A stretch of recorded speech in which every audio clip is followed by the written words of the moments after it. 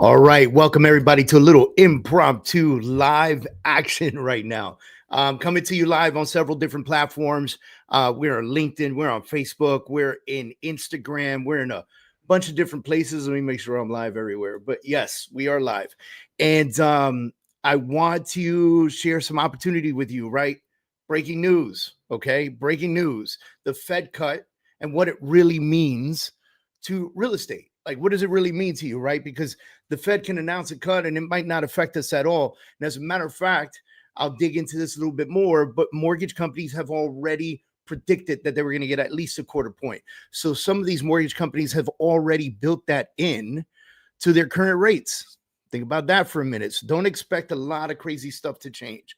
All right. So what's the breaking news? The Federal Reserve has just cut the interest rate by a quarter point. What does that actually mean for mortgage rates, home value, whether you should buy or sell, invest, refinance right now? We're going to unpack it in just a few minutes. The first time you're watching me, my name is David Adam Kurz. I'm a real estate professional down here in Miami in South Florida, partner in a title company and area manager for business development for a mortgage company. So we come to you with the full package, real estate, mortgage, title. We're here to help you out. Now, let's get into the good stuff. And by the way, if you're no matter where you're watching from, I would love for you guys to make comments. Those comments will come up live on the stream. And so hopefully we'll be able to answer some of those things. So the Fed lowers the federal fund rate by a quarter point. New target range is 4 to 4.25%, right? By the way, first cut this year, first cut all year. The vote was 11-1 with Governor Stephen Myron dissenting because he wanted a bigger one. He wanted like a half a point cut, and everybody else was okay with the quarter point. I kind of agree. I would have liked to have seen a half a point cut because we would have seen some interest rate drops, further interest rate drops. But because everybody had anticipated the quarter point, that's probably already built in to the mortgage company that you're already working with. So why? The Fed said growth has moderated. Job gains have slowed. That was a big factor in why they only went a quarter point. The job market is soft, right? Unemployment is edged up. Inflation is still somewhat elevated. So they also said the downside risk is that unemployment or downside risks to employment have risen. Chair Powell emphasized that the labor market is less dynamic and softer while inflation isn't back to the 2% goal yet. He also flagged that tariffs have nudged goods prices higher this year. So I know a lot of people are kind of frustrated with the tariffs. What do the tariffs mean? How are they really helping us? And so I'll tap on that a little bit. Do I agree with tariffs? Only if there's a means to an end. What do I mean by that?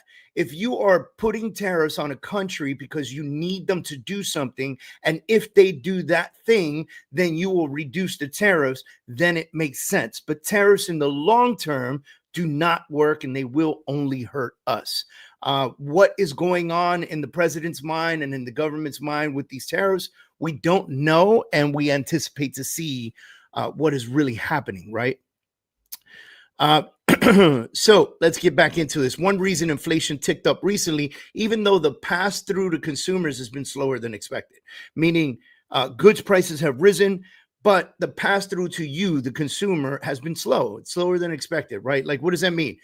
That most of the major companies are eating the cost of the tariffs and not really passing it down to us, to the consumers. Today also came with the Fed's quarterly projections. The medium view of Fed officials points to 2 more cuts in 2025.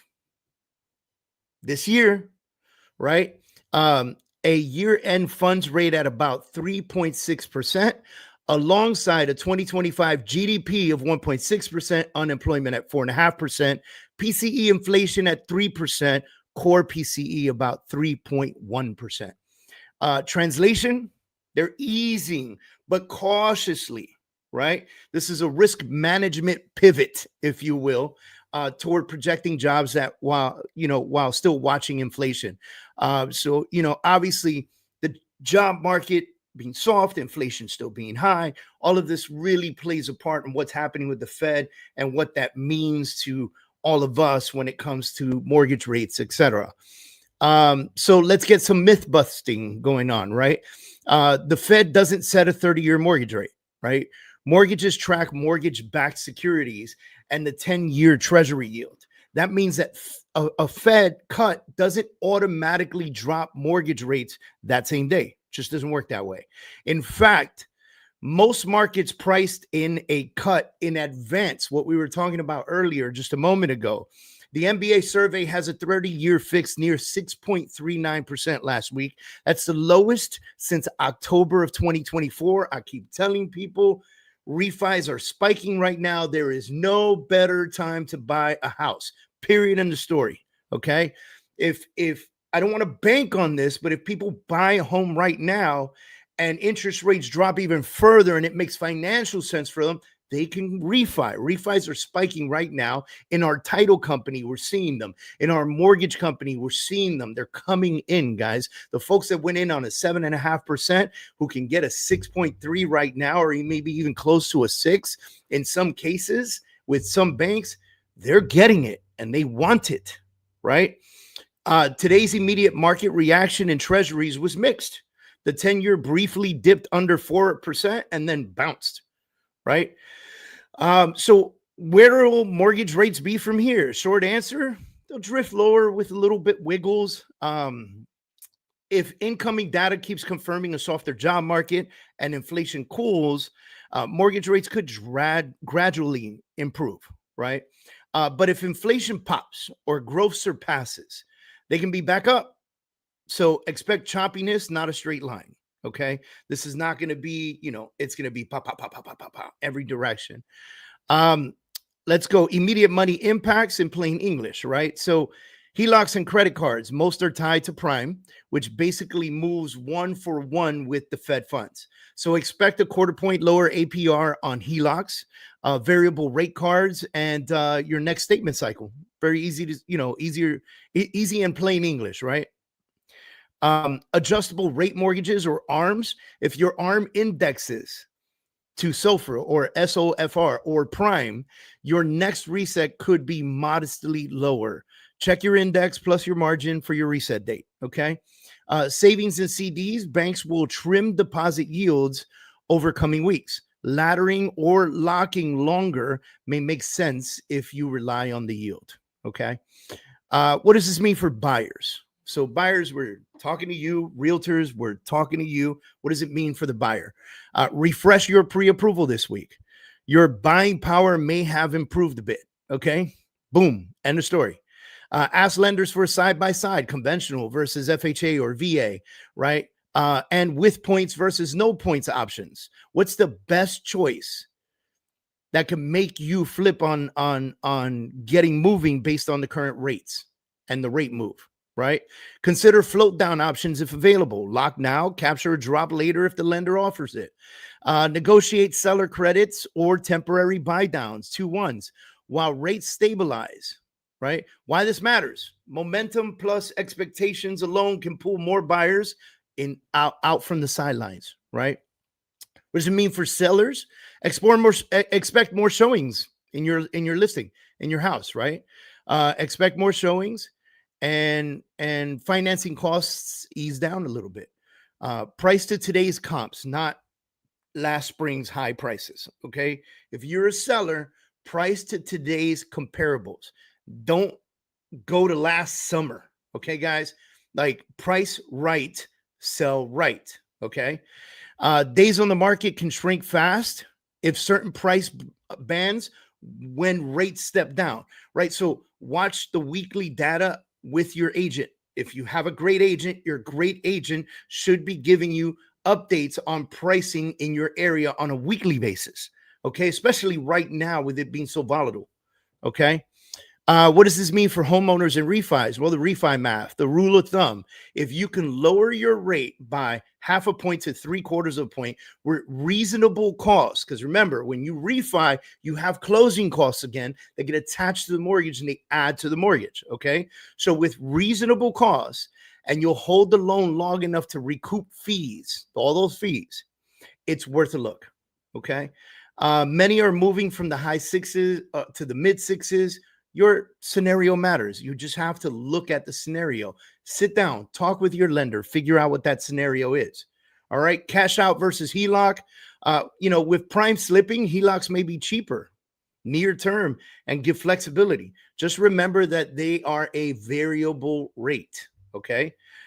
So understand that. I mean, I know people that are looking at me right now and they're going, "Hey, Dave, I got all this equity in the house, but I got a 2.5%. So I'm not moving anywhere, but I do want to take that equity and I'm going to take a HELOC out on it. And I am going to use that money to go buy another property cash as an investment or whatever the case is." And those situations exist, but you have to sit down with your sellers and you have to explore all those options. Right? There's money out there. Are you going to go get it is the question. And for the buyers and sellers, are you going to move the money? Right? Investors and builders, cap rates versus debt costs, a slow easing path supports transaction volume recovery. But don't expect cap rates to compress overnight. They'll follow the whole yield curve and risk spreads. Okay. Small multifamily DSCR loans, spreads remain wider than pre-2022. Underwrite with conservative rents and today's DSCR covenants. Okay. Builders, the cut extends the runway for rate buy down incentives. This is great. Expect strong sales in communities offering sub-6 teaser payments funded by concessions. We've already seen mortgage apps jump on expectations alone. Okay. So this is really cool. Especially for developers. We may have an announcement coming up with a developer soon, and that's going to be exciting times. And we might be putting about 218 homes on the market soon, but I'll keep you guys posted on that because the rates and down payments on that are going to be absolutely insane. All right. So next checkpoints, what to watch for? Watch for the job reports. All right, guys, by the way, if you're not like looking at this and studying it and researching it and kind of reading it and learning it, dude, you're not doing your job. Okay. Watch for job reports and unemployment trends, right? Does the weakness persist? Okay. PCE inflation, does it ease back from, sub 3% toward target? Okay. Fed's next meeting on whether to get one or two additional cuts in the projections as projections imply. Okay. Now, the Miami angle, right? South Florida remains an in-migration market with diverse price points. It's the Miami market. It's how we operate, it's how we do. Okay. That being said, if you want a buyer plan or a seller strategy or a refi checkup, DM me the word Fed. Okay. My team will run the numbers specific to your situation and line you up with a lender that can structure the right program. If you are a realtor, a lender, or a title sales rep, and you're looking to make a move, I want to talk to you. I want to bring you into the family. You just need to reach out to me, send me a DM and go job. So if you're a buyer or seller, DM me Fed, F-E-D. And if you're a real estate professional, lender, or title rep, send me the message job, J-O-B, because I'm going to give you one and we're going to make some money together. Okay. So quick recap. Fed cut quarter point to 4.25%. First cut this year. Myron wanted half a point. Go Myron, but I get it. I see what's happening. Fed projections point to gradual easing, still vigilant on inflation. Okay. Mortgage rates don't move 1-to-1 with the Fed, but the trend has been down toward mid sixes. But volatility is likely. All right. So pay attention. Again, there is no better time to buy or sell a house than there is right this second, right now. All right. Or you can just sit around for another 20 years. I don't know. I just don't know what to tell you at this point. HELOC variable debt should drop, quarter point as soon as the prime adjusts. Okay. If this helped, guys, if this helped you, if you enjoyed this live right now, if this helped you in any way, share it with a friend who's been waiting on the sidelines. Drop your questions in the chat. Buyers, get in here and type that word Fed, F-E-D. Sellers, jump in here and type that word F-E-D. Homeowners, jump in here and type the word refi.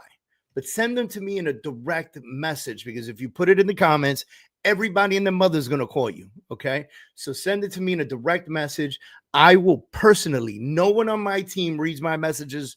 I answer every single message. So reach out to me personally and I'll be happy to help you out. And I'll answer you live and in person. Okay. Now, where are the sources I got this stuff from? I just want to be able to source where I'm getting my information from. So if you want to look some of this stuff up, you can. Fox Business Explainer on today's decision and Powell's tariff comments. Fed press release. Okay. The Fed SEP. Reuters.